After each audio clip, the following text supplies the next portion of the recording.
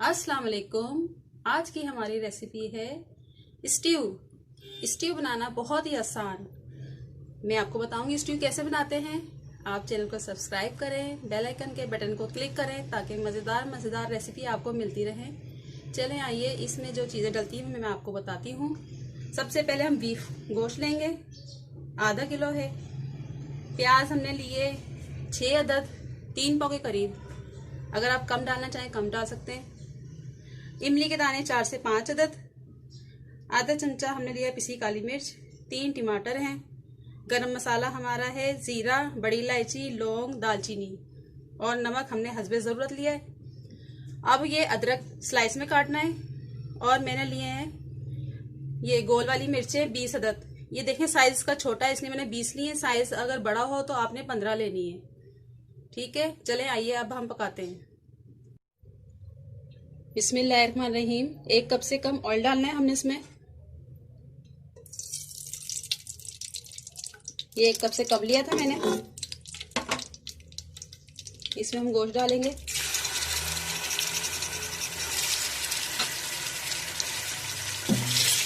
दो 4 मिनट इसको फ्राई करना है। बस 2-4 मिनट इसको हम फ्राई करेंगे।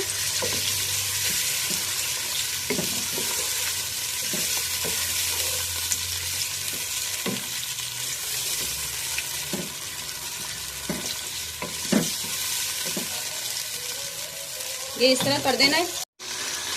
ये देखें हमारा हो गया है। 2-4 मिनट हमने कर लिया इसको। अब हम इसके सारे मसाले डाल देंगे। ये हम डाल दें प्याज, ये नमक, काली मिर्च पाउडर, गरम मसाला, ये अदरक है और ये हमने इसके 2 पीस करके डालने हैं।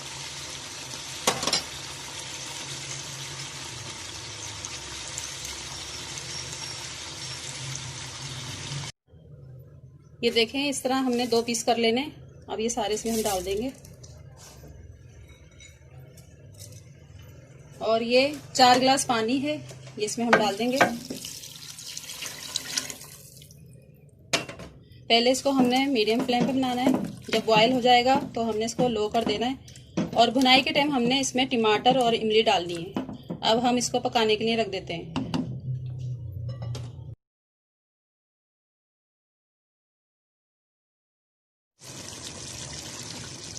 आप देख सकते हैं गोश्त का पानी खुश्क हो गया है और गोश्त भी गल गया है। अच्छा, एक बात मैं बताऊं, मैं भूल गई थी।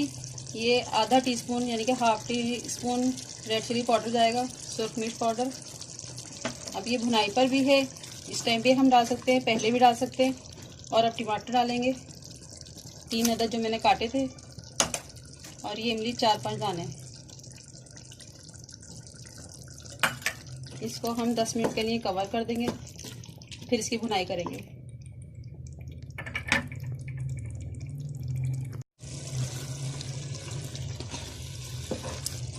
ये इसकी हम भुनाई कर रहे हैं। देखना टमाटर घुल गए। सबसे पहले हमने इसको पकाया था 1 घंटे तक लो फ्लेम पे। ये गोश्त गल गया था। फिर हमने टमाटर, सुरख मिर्च पाउडर और इमली डाल दी थी। अभी हम भुनाई कर रहे हैं। बस 5-7 मिनट और भुनाई करनी है तो ये रेडी हो जाएगा।